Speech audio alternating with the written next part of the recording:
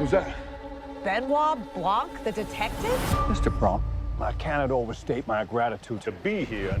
You must be really great at clue hunting. I'm very bad at dumb things. I've invited you all to my island because tonight a murder will be committed. My murder. This is truly delightful. Ladies and gentlemen, this is not a game.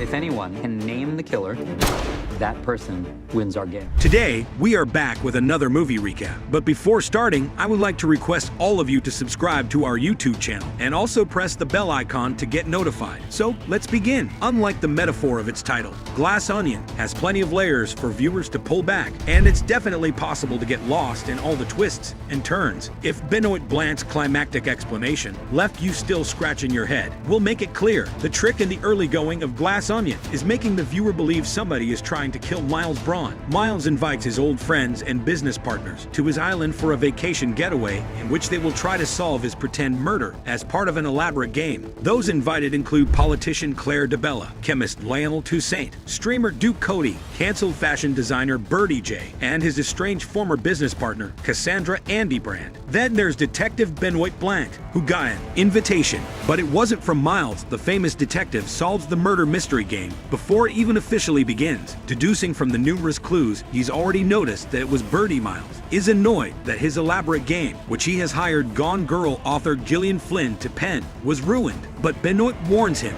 that the game itself was a big risk because it put the idea of Miles' murder in the heads of 7 people who all had reason to wish him harm. Birdie is being set up to take all the blame for mistakes in her business venture with Miles, and Miles has been sleeping with Duke's girlfriend Whiskey, though Duke actually set that up himself to get what he wanted from Miles. It seems like someone has indeed made an attempt on Miles' life when Duke collapses and dies after drinking from Miles' glass. It also seems like Duke's murder will become the central mystery of the film, but it's another that soon overtakes it as the center of the story. Duke's death is merely one piece of a much bigger puzzle. As it turns out, Miles wasn't the intended victim, but was, in fact, the killer. Everyone was too busy watching Birdie dance, as Miles has instructed them to do, to note that Miles handed Duke his glass intentionally. It wasn't even poison in the drink that killed Duke. It was pineapple juice, to which Duke's allergic. Duke was a useful pawn in Miles' attempt to get away with the other murder he committed. Miles refuses to use any communication technology beyond fax machines, but Duke is constantly getting news notifications on his phone. It's through Duke's constant Google alerts that Miles finds out that Andy's death has been reported in the news. To prevent anyone else from finding out about that news, Miles kills Duke, taking both his phone and his gun. While everyone is panicking about Duke's death, all the lights in the mansion suddenly go out. Miles claims this is something that was planned as part of the original murder mystery game. A bit of really unfortunate timing. Of course, that's not true. Miles has, in fact, stolen the idea of putting a loaded gun on the table and turning off the lights from Benoit. As Andy and Benoit regroup outside, Miles shoots her through a nearby window. When everyone else arrives at the scene, it looks as if Andy is bleeding to death. But Andy isn't actually dead. Her journal was in her chest pocket and blocked the bullet. She and Benoit quickly concoct a plan to fake her death using some of Jeremy Renner's hot sauce as fake blood. We'll also soon learn that Andy isn't really Andy either. The real Andy is dead. This is her twin sister, Helen. One of the many twists in Glass Onion is that Janelle Mond actually plays 2 characters. There's Andy,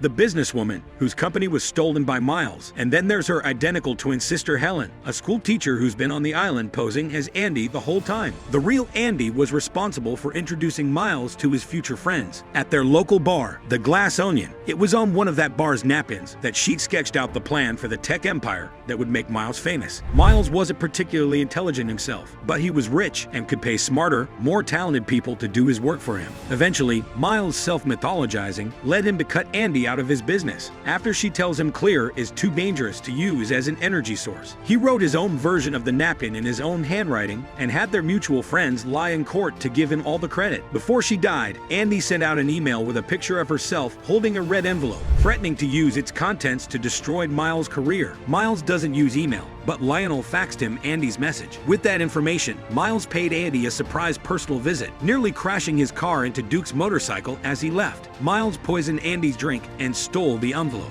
after finding Andy's invitation to the party. Helen hires Benoit to investigate Andy's suspicious death. Helen reasonably suspected foul play. Benoit has enough connections in the media to keep the news of Andy's death temporarily under wraps, so nobody at the party except for Helen, Benoit, and Andy's killer would know that she was dead. To find out who that killer was, Benoit suggests that Helen impersonate her sister on Miles Island. The revelation that Helen has been posing as Andy recontextualizes all of her interactions with everyone on the island, and we see flashbacks to what she's really been up to. She listens in on the other partygoers' conversations to try to identify both specific motives and potential opportunities for them to have committed Andy's murder. Much to Benoit's chagrin, she thinks of it like a game of Clue. It turns out everyone had paid a visit to Andy's house the day of her death, and everyone had something to gain from killing her. Once Benoit realizes Miles is not actually smart at all. However, everything comes into focus in Benoit's big monologue at the climax of the film. He explains how he's figured out that Miles is guilty of both Andy and Duke's murders, as well as point out that Miles passed Duke the pineapple spiked drink and was in New York at the time of Andy's death. But what he's mostly doing is stalling while Helen searches the glass onion for the piece of evidence. She and Benoit need to prove Miles is behind it all. The envelope with Andy's napkin inside. Before she got shot during the blackout, Helen searched everyone's rooms to try and find the envelope. Everyone but Miles, that is, and it's there that she finds the envelope in plain sight. It was the red background of the picture frame that holds Miles' forged napkin diagram. Behind the forgery is an obvious hiding place of the real thing, so of course that's where it is. And to prove that the original napkin is the real deal, there's even the logo of the now closed glass onion bar at the bottom. Benoit Blanc is a detective who works within the legal system and is not one to dish out any sort of vigilant justice himself. He can find and present the truth of what happened, but he lets the cops and the courts make the arrests and enact any punishments. Unfortunately, the single piece of physical evidence holding this case together is one that's all too easy to destroy. Before the police boats can even come close to the island, Miles burns Andy's original napkin, effectively destroying the chances of this case holding up in court. Miles once again